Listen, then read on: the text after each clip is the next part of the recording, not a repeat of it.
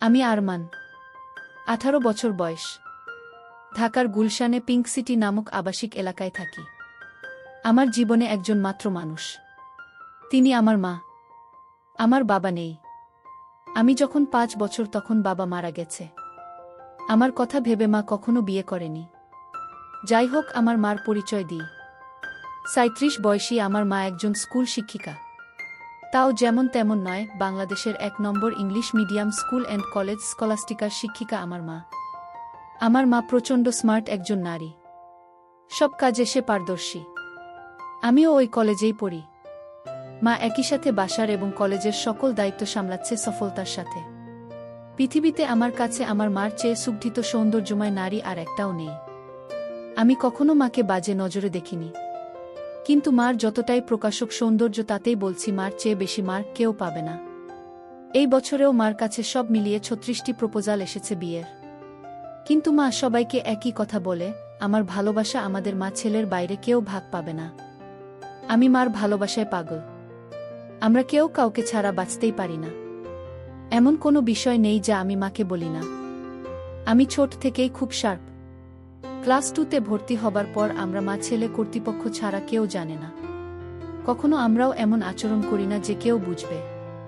এটা মা আর আমি প্ল্যান করে করেছি। আমাদের খুব মজা লাগে। মাকে এখনও দেখতে 25-26 বছর বয়সী মনে হয়। মা সব সময় 3 পিচ পরে। তবে তা হাতা কাটা বা ফুল হাতা এক এক সময় এক এক রকম হয়। তবে খুব টাইট নয়। এতেই মাকে দেখে যে কোনো পুরুষ পাগল হতে বাধ্য। মা প্রতিদিন আমাকে নিজেই গাড়িতে করে কলেজে নিয়ে যায়। আমাদের একটা হোয়াইট স্কোডা আছে। মা নিজেই ড্রাইভ করে। মা বাসায় কাজ করার সময় ওড়না কোমরে বেঁধে কাজ করে। আমাদের ঘটনা শুরু হয় ছিমছাম ভাবে এবং পুরো প্রাকৃতিক উপায়ে ও অ্যাক্সিডেন্টালি। একদিন আমি একটা পড়া বুঝার জন্য মার রুমে ঢুকলাম। রুমে ঢুকেই আমি ও মা সামনাসামনি ও দুজনেই হয়ে গেলাম। কারণ মা মাত্র গোসল করে বের হয়েছে এবং শুধু টাওয়াল পরা ছিল মা। আমি কয়েক সেকেন্ড কোনো কথাই বলতে পারিনি। চোখ মার উপর থেকে সরছে না। কিন্তু লজ্জা পেয়ে মার চিৎকারে আমিও একটা চিৎকার দিয়ে বেরিয়ে আসি সরি বলতে বলতে। এসে বাহিরের দরজার পাশে দাঁড়িয়ে বলি, সরি মা, আমি পড়া বুঝতে এসেছিলাম। পরে বুঝে নিব। এই বলে আমি আমার রুমে গিয়ে খাটে বসতেই মার দেখা এই পলকে সৌন্দর্য চোখ থেকে সরাতে পারছি না। হঠাৎ বুকটা ধরফর করছে। চোখ পড়ল প্যান্টের দিকে। আমি ভয় পেয়ে গেলাম। দেখি প্যান্ট ফুলে ঢোল হয়ে আছে। আমার মন ভাঙচুর হয়ে যাচ্ছে মাকে এমন রূপে দেখে। কখন যে ঘুমিয়ে গেলাম বলতেই পারি না। ঘুম ভাঙতে দেখি তখন সন্ধে হয়ে গেছে। উঠে ফ্রেশ হয়ে বের হলাম রুম থেকে। সামনে মা পড়ে গেল। ড্রয়িং রুমে বসে টিভি দেখছে আর সালাদ কাটছে। আমায় দেখে হাতে ইশারায় পাশে বসতে বলল। আমি বসলাম। মা একটা হাতাকাটা ব্রাউন সালোয়ার কামিজ পরা ছিল। সুন্দর লাগছে। কিন্তু মার চেহারা দেখে মনটা ভেঙে গেল। আমার স্বর্গতুল্য মাকে নিয়ে কি সব বাজে চিন্তা করেছি আমি, ছিছি। হঠাৎ মার ধাক্কায় সম্বিত হল। আম্মু, কি হলো বাবা? কি ভাবছিস চুপ করে? আমি, না আম্মু কিছু না। তোর জন্য বিরিয়ানি রান্না করেছি। আয় খাবি চল। মা একদম স্বাভাবিক হয়ে আছে। হয়তো নিজেও লজ্জা ঢাকছে। আমি, আজ আমায় খাইয়ে দিবে আম্মু? মা আমার দিকে এক পলক অপরূপ দৃষ্টি করে চেয়ে বলল, আয় কাছে আয়। আমি হাত বাড়ালাম। কিন্তু মা আমাকে অবাক করে দিয়ে হাত ধরে কাছে নিয়ে তার কোলে থাইয়ে বসিয়ে দিল। আমি বুঝতে পারছি না হঠাৎ এমন করল কেন। কারণ বড় হয়েছি বলে হয়তো এতদিন এমন কোলে নেয়নি। এজন্য অবাক লাগছে। আম্মু, জানিস বাবা, তোকে নিয়ে আমার অনেক স্বপ্ন। আমি জানি মা, আমি বড় মানুষ হয়ে দেখাবো। আম্মু, তুই বুঝছিস না। আমি চাই না তুই টাকা পয়সা কামানোর জন্য জীবন পানসে করিস। আমি মানে? আম্মু মানে হলো কখনো টাকার পিছনে না ছুটে খুশি থাকতে চেষ্টা করবি। টাকা এমনি আসবে। আমি, ও আচ্ছা। মা আমাকে খাইয়ে দিল। এমন মাসুম মার প্রতি রাতে কি নাকি ভেবেছি আমি, ছি। ভেবেই খারাপ লাগছে। আমরা যে যার রুমে গেলাম ঘুমাতে। সারারাত নিজেকে দুষেছি আমি। 2 দিন মন খারাপ ছিল। এর মাঝে একদিন কলেজে যাওয়ার সময় মা বলল, কোনো কারণে কি মন খারাপ তোর? আমি, না মা। মা আর কিছু বলল না। পরদিন আমার ক্লাস ছিল না। মা গেল। হঠাৎ ফোন করল মা। আম্মু, গোসল করে তাড়াহুড়ায় আমার কাপড় মেলতে ভুলে গেছি। একটু নেড়ে দে প্লিজ। আচ্ছা মা। আমি মার রুমে গেলাম। গিয়ে বালতি নিয়ে ছাদে যাই। নাড়তে গিয়ে প্রথমে ছিল কামিজ, তারপর সালোয়ার। এরপরে বাকিগুলোও দেখি। দেখে আমার বুক ধরফর করতে লাগে। দেখলেই বোঝা যাচ্ছে এটা নামিদামি ব্র্যান্ডের। হাতে তুলতে হাত কাঁপছিল। আর কি সুন্দর ঘ্রাণ ওগুলো থেকে, কি বলবো। আমি হতবিহ্বল হয়ে গেলাম। কারণ পৃথিবীতে ৭০০ মিলিয়নে একজনের ভাগ্যক্রমে একই সাইজের হয়, আর তা আমার মার ভেবেই মাথা নষ্ট হয়ে গেল। পাগল হয়ে যাব মনে হয়, এমন দশা। আমি কোনোমতে ওগুলো একটা সাইডে নেড়ে দিলাম যেন বাহিরে কার চোখে না পড়ে। দৌড়ে রুমে এসে পড়ি। ইচ্ছা করছিল একটাবার হাত দিয়ে শান্তি করি, কিন্তু এর ভয়াবহতা বিশাল বলে নিজেকে সামাল দিই। এরপর ইন্টারনেটে দেখতে লাগলাম এসব চিন্তা নিয়ে। দেখি অসাধারণ বিষয়। স্বামী মারা গেলে ছেলেই মায়ের দায়িত্ব নিবে এবং সব খেয়াল রাখবে, তা শারীরিক মানসিক সব হতে পারে, এটা বেদে লেখা। নারী অন্য কোনো দেহের সাথে জড়াতে না চাইলে বাসনা পূরণ করা সন্তানের দায়িত্ব। আমি কি করব বুঝতে পারছি না। এসব ভাবতে ভাবতে ঘুমিয়ে গেলাম। উঠলাম মার ডাকে। দেখি মা সামনে দাঁড়ানো। বসল বিছানায় ও আমার মাথায় হাত বুলিয়ে বলল, ঘুম হলো সোনা? আয় খাবি আয়। আমি উঠে গেলাম ডাইনিং রুমে। মা চা বিস্কিট এনে বলল, চল ছাদে বসি। আমরা ছাদে বসলাম। গিয়েই মা কাপড় দেখে বলল, আমি আজ ভুলেই গেছিলাম। এই রে, আমার ওই কাপড়গুলো কোথায়? আজ কি ধুইনি নাকি? না মা, ওই পিছনে আছে। এমনভাবে বলল যেন ছেলের সামনে এগুলো কোনো বিষয় না। মা সব কাপড় তুলে হাতে নিল। আম্মু, গরমের ছুটিতে দিয়ে দিল। বলো কোথায় যাবে ঘুরতে? আমরা তো বাসায় সময় কাটাই না। চলো এই ছুটি বাসায় নিজেদের সময় দিই। মা অপলক তাকিয়ে আছে আমার দিকে। কি মা? ভুল বলেছি। মা আমার গালে হাত বুলিয়ে বলল, কোনো ভুল বলিসনি সোনা। তুই অনেক বড় হয়ে গেছিস বাবা। Love you baby. বলেই মা আমায় জড়িয়ে ধরল। এটা অবশ্য সব সময় হয়, কিন্তু আজ ভিন্ন একটা ঘ্রাণ আসছে মার গায়ে। এটা মমতা আর কি একটা ভিন্নতা বুঝলাম না। তো পরদিন আমি টিভি দেখছি আর মা ঝাড়ু দিচ্ছে। আমি দেখলাম মা আজ ওড়না পরেইনি, আর ঝাড়ু দেওয়ার সময় সব ঝলক দিচ্ছে। আমি জানি না কেন চেয়ে চেয়ে মাকে দেখছিলাম। হঠাৎ একবার আমিও মার দিকে তাকালাম, মাও তাকালে, চোখাচোখি হল। আমি খুব ভয় ও লজ্জা পেয়ে গেলাম। মা না জানি কি ভাবছে। আমি আর তাকালামই না। ভয়ে ভয়ে আছি, কি যেন বলবে আমাকে। এমন সময় কাজ শেষ করে এসে মা পাশে সোফায় বসল, আমার গা ঘেঁষে আমার কাঁধে হাত রেখে। আমি ভয়ে কাঁপছিলাম। মা বলল, আরে কি দেখছো এসব? চলো রেসলিং দেখি। তুমি দেখো না? আমি অবাক হলাম। আমি রেসলিং দেখে না। আমি মাথা নেড়ে না বললাম। মা বলল, বিয়ে ম্যান, এ যুগে রেসলিং দেখো না তা হয়? দাও রিমোট দাও। মা রিমোট নিয়ে চ্যানেল পাল্টে রেসলিংয়ে দিল। আন্ডারটেকার আর ট্রিপলিচের খেলা চলছিল। মা এত মজা করে দেখছিল যে আমিও কেমন ঘুলে মিলে গেলাম। হঠাৎ করে আমায় বলল, তোমার কাকে পছন্দ? আমি তো দেখি না। কিন্তু আন্ডারটেকার। আম্মু, এই তো আমার ছেলে। সে খুব জোশ। আমি তো হয়ে গেলাম। মার প্রতি একটা কৌতূহল হলো। মাঝে এনবি ও মার্গারেটের লাইভ হবে এটা বিজ্ঞাপন দিল। আমি মনে করেছি হয়তো মেয়েদের খেলা দেখবে না আমি সামনে থাকায়, কারণ মেয়ে খেলে ছোট কাপড় পরে। কিন্তু মা আমায় অবাক করে দিয়ে আরও গা ঘেঁষে বসে বলল, এবার মজা হবে। বলেই জুস আর পপকর্ন নিয়ে এলো। আমি উঠে যাচ্ছি লজ্জায়। মা আমায় থামিয়ে বলল, আরে বস, মজা হবে এদের খেলায়। আমি মার্গারেট আর তুই এনিবি, ঠিক আছে? আচ্ছা। খেলা শুরু হলো। দুজন ছোট ছোট সেট পরে এসেছে। মা বেশ মজা করে দেখছে।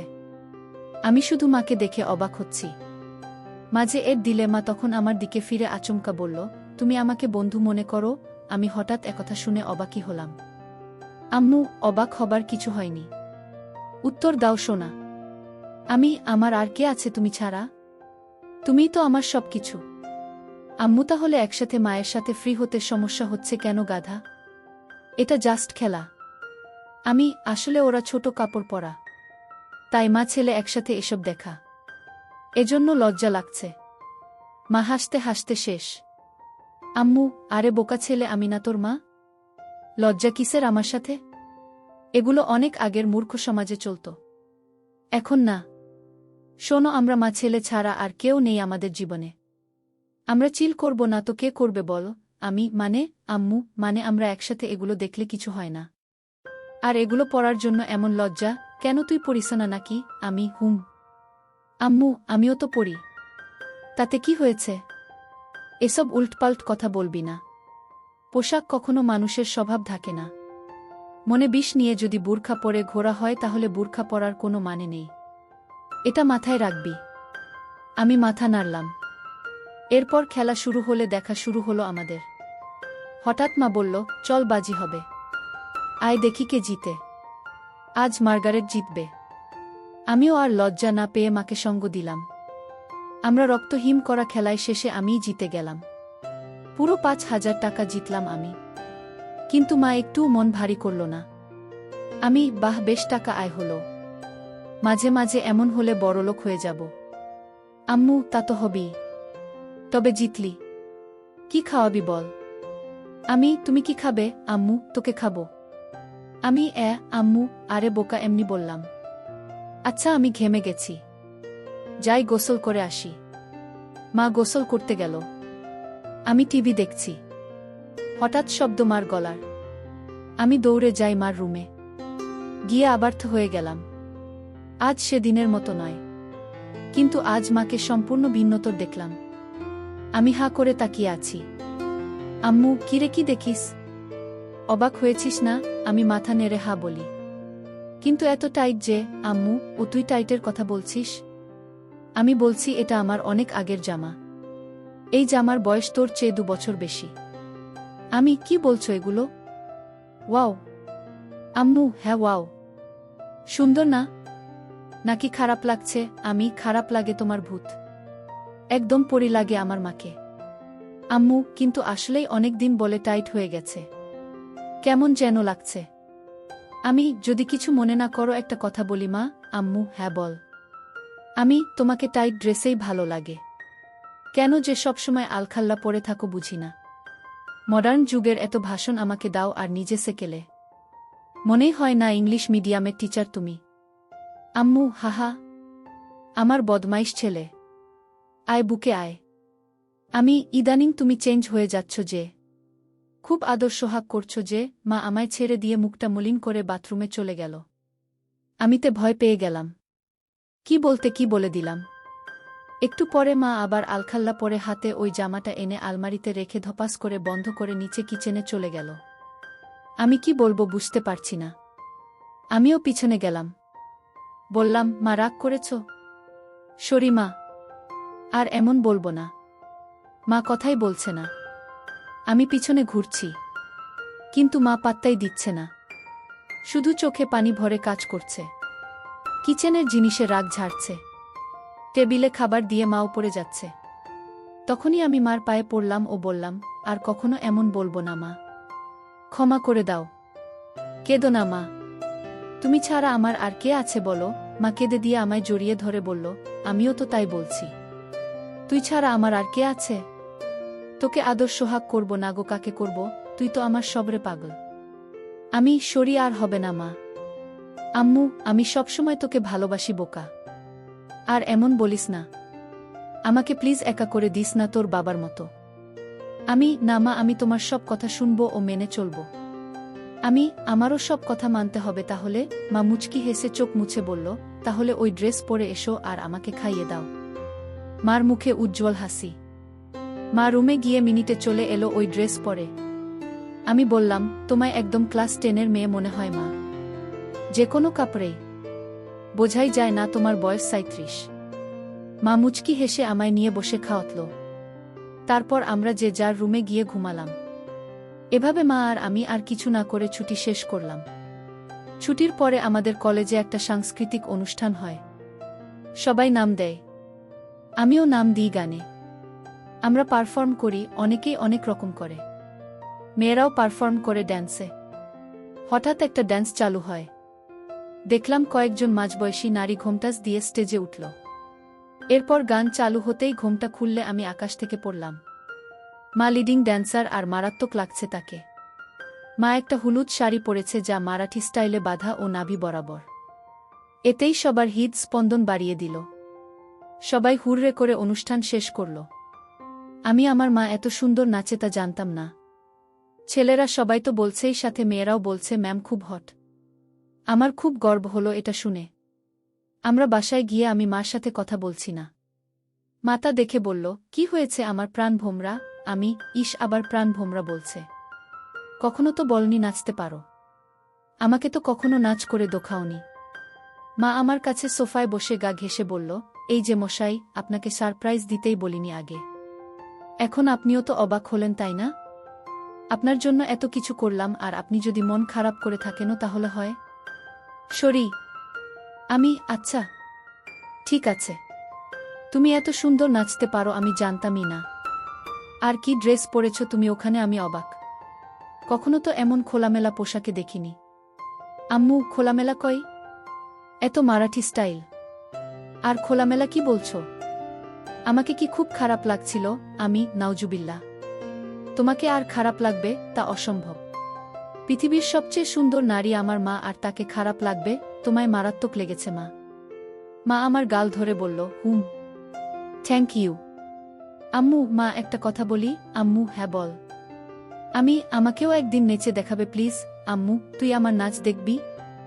ভালো লেগেছে, আমি ভাবতেও পারিনি এত সুন্দর নাচ তুমি। আজ সবাই তোমার প্রশংসা করছিল। প্লিজ মা, দেখাবে বলো না?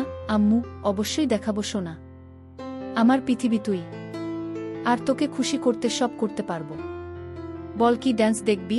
আমি, যেই কস্টিউম আছে তার বিচারেই যা ইচ্ছা তোমার। আম্মু, আচ্ছা তুই বস, আমি আসছি বলে মা পালালো রুমে। একটু পরে এসে আমায় পুরো চমকে দিল।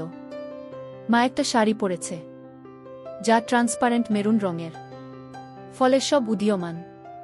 দেখে আমি সোফা থেকে দাঁড়িয়ে যাই। মা আমায় এমন উঠতে দেখে বলল, এখন আমি তোর টিচার নই বোকা। দাঁড়াচ্ছিস কেন? আমি কেন বলে দিলাম, তোমায় আজকে সত্যি অসাধারণ হট লাগছে মা। বলার পর খেয়াল হলো আমি কি বললাম। জিভ কেটে বললাম, ওফ সরি মা, আমার ভুল হয়ে গেছে, আর বলবো না এমন পচা কথা। মা আর চোখে একটা চাহনি দিয়ে বলল, আমি কি হই তোর বলতো? আমি, আমার মা। আম্মু, তাহলে এমন কেন করছিস? মা নাকি তার সন্তানের কাছে সবচেয়ে সুন্দর হয়। তুইও তো বললি। তো প্রশংসা করতে এত দ্বিধা কিসের? আমি, ওইয়ে ভাষাটা বিব্রত তাই। আম্মু, চুপ করত। কোনো বিব্রত নয়। এদেশীয় ভীত সংস্কৃতি তোর ভিতরে কিভাবে এলো বুঝলাম না। হট কোনো বাজে শব্দ নয়। যাকে যা লাগে তাই বলা উচিত, বুঝেছিস? চাইলে আরও গভীর কিছু বলতে পারিস। আমি ভ্যাবলা হয়ে বললাম, হ্যাঁ, কিন্তু মাকে এসব চজাতীয় কথা বলা কি ঠিক? মা আমায় হাত ধরে সোফায় বসে বলল, আম্মু দেখছো না, আমি তোর মা। আমায় তুই যা খুশি বলতে পারিস। ভালো লাগলেও বলবি, খারাপ লাগলেও বলবি, তাতে কোনো সমস্যা নেই। এখন তুই যদি আসলে আমায় মা বলে আপন নাই বা ভাবিস, তাহলে আর আমার কি করার? স্বামীকে হারিয়ে একমাত্র সন্তানের সঙ্গ কপালে না জুটলে তো আর কিছু করার নেই। আমি বুঝলাম মা মনে মনে কষ্ট পাচ্ছে, আর প্রশংসা করায় মা আমায় বাধা দেয়নি। পশ্চিমা দেশের মতো মা আমায় স্বাধীনতা দিচ্ছে, ভালো তো এমনিতেই বাসে মা। তাই মার মন ভালো করতে বললাম, okay my dear loving mother, let's show me your best move. মা হেসে দিয়ে আমায় ধন্যবাদান্তে কপালে হামি দিয়ে বলল, লাভ ইউ মাই ডিয়ার। তোর জন্যই বেঁচে আছি আমি। আমায় তুই বুঝিস বলেই আমি পরিণত মা। বল কোনো গানে নাচব? আমি, কাটা লাগা সং। মা চোখ বড় করে বলল, নুটি বয়। আমি হেরে যাওয়ার মতো মাথা নিচু করলাম। মা আমার থুতনি ধরে তুলে চোখে লাস্যময়ী হাসি এনে বলল, আমার ছেলে বলবে আর আমি মা হয়ে তা করব না, এটা হতে পারে? বলেই মা কাটা লাগা সং বাজিয়ে পৃথিবীর সকল সৌন্দর্য নিজের উপর এনে নাচতে লাগল। সে কি মুভ ও স্টাইলে নাচল, কি বলবো। মনে হচ্ছিল যেন আমার গার্লফ্রেন্ড হলেও এমন ভঙ্গিতে নাচত না। পুরোপুরি বোল্ড লাগছে মাকে। আমি দাঁড়িয়ে হাততালি দিলাম ও মাকে গিয়ে সালাম করলাম। মা অবাক হয়ে গিয়ে বলল, কি ব্যাপার? সালাম কেন? আমি, কারণ তুমি আমায় এত ভালোবাস, আমায় এত বিশ্বাস করো তাই। এমন সাজে আমি কখনো ভাবিনি তোমায় দেখব। তাও আবার আমার অন্যায় আবদার রেখে এই বোল্ড সং ড্যান্স করলে। তোমার কি খারাপ লেগেছে মা? মা বলল, এজন্যই তোকে এত বেশি ভালোবাসি রে পাগল। তুই খুব মাসুম আর হনেস্ট আর খুবই কিউট। শোন তাহলে, তুই আমার একমাত্র সন্তান আর একমাত্র সঙ্গী, যাকে নিয়েই আমার জীবন মরণ সব। তোর কাছে খারাপ লাগার কিছু নেই। আমি তোকে ভালোবাসি রে পাগল। আর এমন কেমন বলিস? এটা একদম স্বাভাবিক। আমি চুপ করে রইলাম। মা কয়েক সেকেন্ড আমার দিক তাকিয়ে থেকে বলল, আচ্ছা এখন গোসল করে আসি। মা চলে গেল। আমি আর পিছন দেখার কেমন মনোবল পাচ্ছি না। তবে 10 মিনিট পর হঠাৎ মার ডাক এলো। আমি মার রুমে যেতেই আবারও সেই মুহূর্ত সামনা করলাম। মাকে এরূপে দেখে বুক ধকধক করছে। আমি কিছু বলতে পারছি না। কিন্তু মা আমায় দেখে মোটেও বিচলিত নয়। একটু কড়া কণ্ঠে বলল, বস বিছানায়। আমি কি করব বুঝতে পারছি না। মা এবার আরও একটু কড়া হয়ে বলল, বসতে বললাম না। আমি চট করে বসলাম। মা আরেকটা তোয়ালে দিয়ে চুল মুছে তাতে বেঁধে এসে আমার পাশে বসল। আমি নিচের দিকে মুখ করে আছি। আম্মু, আমার দিক তাকা। আমি তাকালে মা বলল, আমি তোর কি? আমি মা। আম্মু, আমি খেয়াল করছি সেই দিন এমন তোয়ালে পরা দেখার পর থেকে তুই পাল্টে গেছিস। কেন এমন কেন করছিস? আমি সরি মা। আমি আসলে সেদিন একটা পড়া বুঝতে এসেছিলাম। জানতাম না তুমি গোসল করে তোয়ালে পরে বের হয়েছিলে, তাই ঢুকে পড়ি। আর হবে না মা, ভুল হয়ে গেছে। আম্মু, আর একটা কথা বললে একটা চড় মারব। তোকে সারা জীবন এই শিক্ষা দিয়েছি আমি না তোর মা? তুই ছোট থেকে আমায় এমন দেখেছিস, এখন একটু বড় হয়েছিস বলে আর দেখিসনি। তাতে এমন করার কি হলো? কিন্তু এখন তো আমি বড় হয়ে গেছি মা। আম্মু আবার কথা বলে, সন্তান আজীবন মার কাছে ছোটই থাকে। আর তোয়ালে পরে দেখায় কি দুনিয়া উল্টে গেছে? আমায় কি তোয়ালেতে দেখতে এতটাই বিশ্রী? আমি মার মুখে হাত দিয়ে বললাম, না মা, দুনিয়াবি সবচেয়ে সুন্দর তুমি, যা সব কিছুতেই। আম্মু, তাহলে এত কাহিনী কেন? আমি ভেবেছি তুমি আমায় কি নাকি ভাববে, তাই ভয়ে ছিলাম। আম্মু শোনো, আমরা ছাড়া আর কে আছে যে নিজেদের স্পেসটুকুও নষ্ট করব? তোয়ালে পরে দেখলে কিছুই হয় না পাগল। আয় বুকে আয়। এরপর মা বলল, তোর খিদে লাগেনি? যা ড্রয়িং রুমে বস, আমি আসছি। আমি অপেক্ষা করছি। মা এলো কিচেনে, রান্না করছে আর গুনগুন করে গান গাইছে। আমি পিছন থেকে জড়িয়ে ধরলাম মাকে। পিছন তাকিয়ে দেখে আমি হাত সরিয়ে নিই। মা মুচকি হেসে আমার হাত ধরে গান গাইতে থাকল। আমি আগে কখনো এত খুশি হয়নি। আম্মু, আমার জীবনে এমন একটা ছেলে থাকলে খুশি হব না? বল কি খাবি? আমি স্যুপ। আম্মু আচ্ছা যা টিভি দেখ, আমি আসছি স্যুপ নিয়ে। আমি বসে টিভি দেখছি। মা স্যুপ এনে আমায় খাইয়ে দিল ও নিজেও খেল। আম্মু আচ্ছা আমার কিছু শপিং করতাম, তুই থাক একটু বাসায়, আমি চলে আসব তাড়াতাড়ি। মা শপিং করতে চলে গেল। এলো অনেকগুলো ব্যাগ নিয়ে, সব নিয়ে সোজা রুমে রেখে এলো। আমি কি কিনলে? আম্মু এমনি কিছু জিনিস। মা এড়িয়ে গেল। বুঝলাম হয়তো নিজের কাপড় কিনেছে। তা তো আর ছেলেকে দেখানো যায় না। যাই হোক, পরদিন কলেজে যাওয়ার জন্য গাড়িতে বসে আছি মার জন্য। মা গেট লাগিয়ে যখন গাড়িতে এলো তখন আমি আকাশ থেকে পড়লাম। মা একটা হলুদ ট্রান্সপারেন্ট শাড়ি পরেছে ম্যাচিং ব্লাউজের সাথে। আমি আকাশ থেকে পড়লাম মাকে এমন রূপে দেখে। মা আমার চেয়ে থাকা দেখে বলল, কি হলো, এমন তাকিয়ে কেন আছিস? তুমি অনেক পাল্টে গেছো মা। মা মুচকি হেসে বলল, এটা কি তোর খারাপ লাগছে? আরে না না, আমার কাছে উল্টো ভালো লাগছে। মা চোখ কুঁচকে বলল, ভালোটা আবার কেন? আমিও চাই তুমি নিজের জীবন সাজাও, ভালো ও খুশি থাকো। পোশাকটা না হয় তারই শুরু। মার মুখে উজ্জ্বল গর্বের হাসি। I am proud of you baby. Me too mom, আজকে অসাধারণ লাগছে মা। আম্মু, আমি ভাবছি এখন থেকে শাড়ি পরব। ভালো ডিসিশন, কিন্তু শুধু শাড়ি কেন? আম্মু এমনি, না হলে আর কি পরা যায় বলতো? আমাকে জিজ্ঞেস করছো? মা কাকের মতো আশেপাশে তাকিয়ে বলল, আর কাউকে দেখছিস গাড়িতে? না, মানে একজন মা তার ছেলের সন্তানের কাছে পোশাকের সিদ্ধান্ত চায় তাই বললাম। বাংলাদেশে এটা স্বাভাবিক নয়। আম্মু আমার কাছে সবকিছু তুই। তাই আমার কমেন্ট তুই করবি। বল কেমন পড়ব? আমি সত্যি ফ্র্যাঙ্কলি বলবো, আম্মু এবার চর খাবি? আমি সরি। আম্মু বল। আমি a bit of western you know. মা আমার দিকে তাকিয়ে রইল কয়েক সেকেন্ড। মার এই রহস্যঘন তাকানো বুঝি না। আম্মু ওয়েস্টার্ন? হুম বলেই মা গাড়ি চালাতে লাগল। কিছু দূর যাবার পর একটা ঝোপের কাছে গাড়ি দাঁড় করালো। আমি বুঝতে পারছিলাম মা কেন গাড়ি দাঁড় করিয়েছে। মা গরম গরম নিঃশ্বাস ফেলছিল আর হাতটা আমার নিচের দিকে বাড়িয়ে দিতে লাগল। আমি বুঝতে পারছিলাম মা আর নিজেকে আটকে রাখতে পারছে না। নিজের ছেলের সাথে সেই নিষিদ্ধ কাজটা করতে চাচ্ছিল।